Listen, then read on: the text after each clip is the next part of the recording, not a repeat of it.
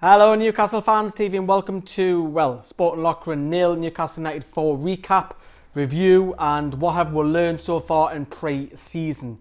Okay, so many of you would have seen the highlights. If you haven't seen the highlights from the goals, you'll see them here. So click on that and come back to this video if you haven't seen the goals already. Right, and let's crack on then. So a different location. I thought I'll get off the green screen. I thought I'll just sit in the living room and put a bit of decoration behind me here with Newcastle merchandise I've got from last season, and obviously the new shirt. So anyways, let's begin. So we had the lineup of Sells, then he brought in Sterry at right back, we'll come on to him in a moment, and Bemba, Lascelles, then he went for Anita at left back, Yama playing right midfield, Hayden and Colback as the two central sitting midfielders, Aaron's out left, Perez just off Gale. Now we all know that we won 4-0. Jose Perez played 45 minutes, he was outstanding in the first half. Phenomenal performance. Chipped in with a couple of goals. One of them was a beauty on the half volley where Gale flicked it over. And also he created an assist for Yamat's header goal. Now it's the first time I've ever seen Yamat score a headed goal. So first of all, then just looking at the lineup that so far in pre-season, that Jamie Sterry is definitely in Rafa's plans. Now if you look at this, now I don't know whether it's going to be an out and out right back. I think it'll be rotated, but it's nice to see a local lad now getting a chance, and hopefully Jamie gets the chance now to start getting a few games, maybe rotation, play one in every three perhaps in the league, because you've got the game Saturday, Tuesday, Saturday. So really promising there. Jose Perez looks in blistering form. He's scored now 3 goals in 3 games in pre-season. So hopefully he'll come on into the season and progress. Now if you look at the left back situation as well, so far in the 3 pre-season games, he's had Dummett on the bench, and all of them coming off the bench. Now, is a question mark around Dummett's fitness, or is he, like I've said in the previous video, is he Rafa just looking at an alternative because of the injuries that we keep having with Dummett? And I know Haidara's almost back, but those two are like glass. So Anita's played at left back. Jesus Gamas has played left back. Gamas played left back when he come on later on in the game. We'll come on to him in a moment. And also you've had Jack Colback start the first game at left back. So he's looking around and thinking, maybe I need a different alternative. I think that's what Rafa's doing. It was interesting to see him play Daryl Yamat at right wing, the day. So it's the first time I've seen Yamat in that position. And he'd done all right. He didn't set the world alight. Yes, he got his goal from a set piece. But maybe that's something that Rafa's also looking at as well, maybe as an alternative to Matt Ritchie, because Matt Ritchie was missing a game today because of a slight knock on his groin.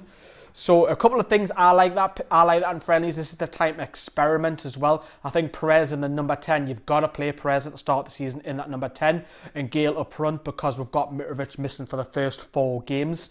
John Joe Shelby as well.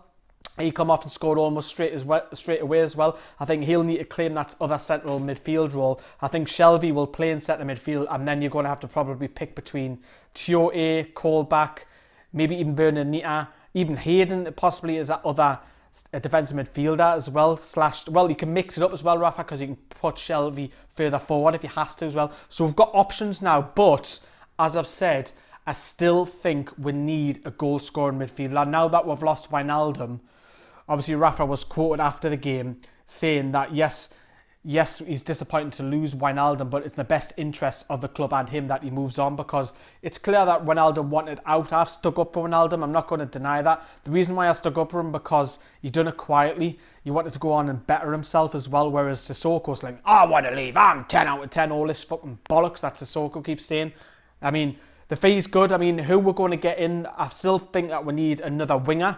Tauvane come off the bench. If he's going to be at the season, I don't think Sammy Obi's up for it. We need him out of the club. I know he's got a year left. And then Ritchie and Aaron. So I still think we need another winger. I think we need another goal-scoring midfielder. But so far in pre-season, Rafa has said, look, let's not get carried away. There's a lot more things we can improve on. I have to agree with what he said, especially defensively. I still think we're a little bit shaky. Although we won 4-0 today, there was a spell in between just after the 4th goal up until the next 15 minutes where Lokeren had a couple of chances, and now I know they finished 11th in the Pro League out of 16 teams, which isn't greatest, so you're 3/4 the way down the league. But if they had better strikers and better finishers, Newcastle probably would have conceded 2 or 3 goals today. Here's a Scamas situation, right? Here's a Scamas was sent off at the very end of the match. Now what happened is Mirish went in very, very hard on him. He didn't like the challenge, so he literally got up, started putting his hands on him, and then the referee come over and sent both of them off. So we can see that luckily it hasn't affected Newcastle because it's a pre-season friendly, but he's got to watch his temper. Like, we could have an aggressive player on my hands, which I don't mind, to be fair, but we've already got Tio and Colback who like to pick up a book in every match. But I think that's something that we just need to watch. Also, Jamal Lascelles, as my book goes flying there, looks certain to be captain, nailed on to be captain now. I think now he's had 3 games as captain, it's nailed on that Jamal Lascelles will be club captain, which I think is probably the right decision. It's just interesting to see who Rafa will pick as assistant. Right, so that's been the video recap and maybe a couple of things we've learned so far in pre-season. If you want to appear on the channel, of course, get in touch with me. I've been Lee on behalf of Newcastle Fans TV. See you later.